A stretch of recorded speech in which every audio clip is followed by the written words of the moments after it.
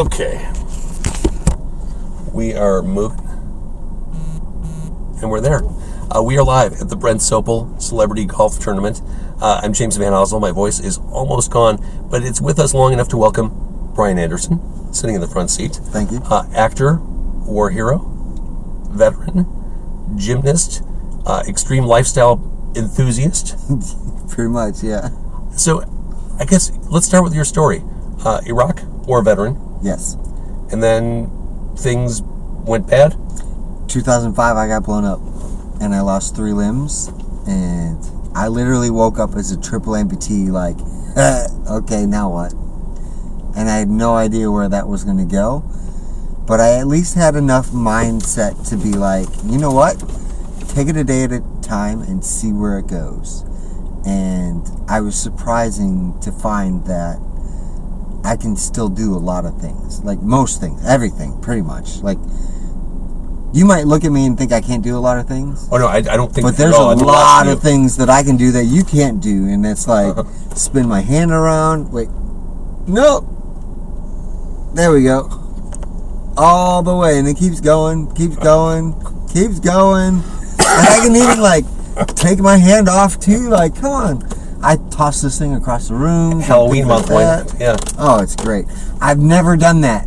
I will not do the cheap Halloween, be the wounded combat veteran. No, I can't do that. That's too easy. So I gotta like. Let's backtrack a little bit. You wake up a triple amputee, and the way you just described it was kind of cavalier. It couldn't have possibly been that cavalier when you had that revelation. No, but it really is at the same time, because it's like, well, you can't put your shit back on. It doesn't go back on. So you have to accept that this is the way you are now. And then once you're able to do that, you can just start thriving. For sure. And that's what I did. And I think my point is, most people wouldn't have that same sense of awareness and groundedness to move forward like that.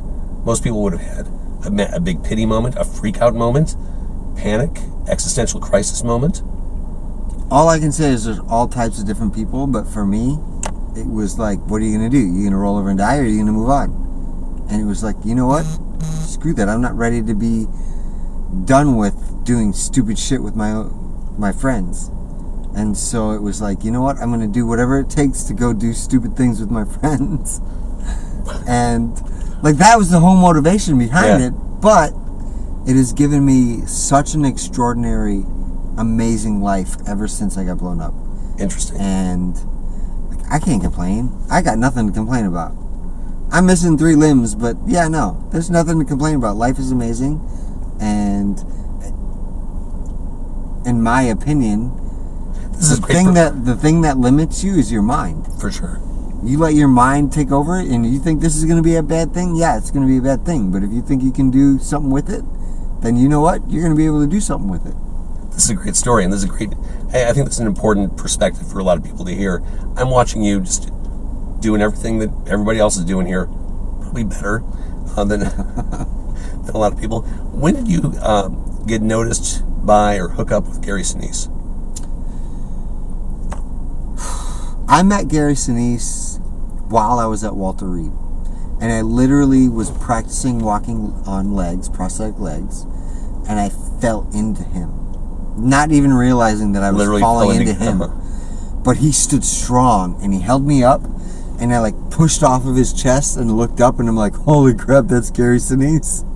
And he looks at me, and he's like, holy shit, the real Lieutenant Dan. And I'm like, no, I'm never going to be Lieutenant Dan, but this is kind of incredible. And then he sat down and talked to me for like 10 minutes. And then, like, we both learned that we were both Chicago boys. And we ended up at the same events together. And he recognized that. And then after a while, he's like, hey, why don't you start traveling around with us? And then after a year of that, he's like, hey, you know, I'd like you to be an ambassador for the foundation. And I'm like, cool. Absolutely. Hell yeah, I'll do that. Uh-huh. And so for the last 10 years, I've been an ambassador for Gary Sinise Foundation. I love that. It's been amazing. And your hobbies, I mean, you do crazy shit that other people would be terrified to do. Yeah, I'm kind of an adrenaline junkie. So tell me about the stuff you do. You know, it's anything that gets my heart pumping. And I've done skydiving, I've done bungee jumping, I've done all this stuff. But honestly, like the biggest thrill is to be able to help somebody realize that they can do something. Pardon me. No worries, you're good. But that's what it's really about, you know? And I think that all kind of plays into that. Like, yes, granted, I'm not afraid to try anything, and I'll do anything. But that rush is when you get to show somebody else that you can do it too. Right. The military, serving in the armed forces. If you had to do it all over again, would you? Yeah, absolutely. That's given me so much perspective on what this world is like that unfortunately, I feel that half to 3/4 of the people in America have no idea. And don't get me wrong, I don't feel bad about that by any means. That is the exact reason we have our military, is so that every other person can go and live their life without having to think about anything. That was the goal in the beginning. That's still the goal today. I just wish more people would understand that there's a reason you have that. Right. All right, so tell me about the foundation as it exists today and what you're working on. Gary Sinise Foundation, and I actually work for USA Cares too, which is out of Kentucky. But Gary Sinise Foundation, like, they're an amazing foundation, and there's nothing you can say bad about them. They really help the veteran. They really help them get what they need. And at the same time, out of all the foundations that I've ever seen, he has the highest percentage of the dollar going to the veteran. That's great. It's like 93 cents on the dollar going to the veteran. That's insane. Yeah.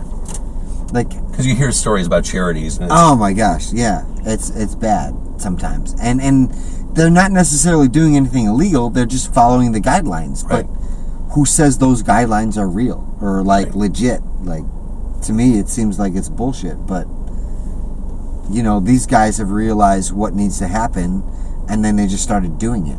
And that's what's incredible to me. Like, they're not about the paycheck. They've already made their shit. That's it. You know what I'm saying? And they're literally just doing it just to help. Right. And to me, that's why it is where it is. Like, you know, like the Susan G. Komen or B. Komen or whatever. Like, 12 cents on the dollar goes to the actual research of cancer, and it's like, really? I would have assumed, like, with all that shit, all that money that's going to that foundation, you would assume that it would be better. Gary makes, and it's a public record too. Yeah, of course. That it's $30 million a year, and he's still got 93 cents on the dollar going to the Patriot. I love it. That's amazing. You don't do better than that. You know what? I challenge you to do better than that. There it is. So for someone who's watching on Facebook, someone who's listening, they see you, triple amputee, going out there and kicking ass. What's your message? Shit happens. Live your life. That's it, right? That's the bottom line. Shit happens. Live your life. You're a remarkable man. Thank you for doing this interview. I appreciate that, man. Thank you.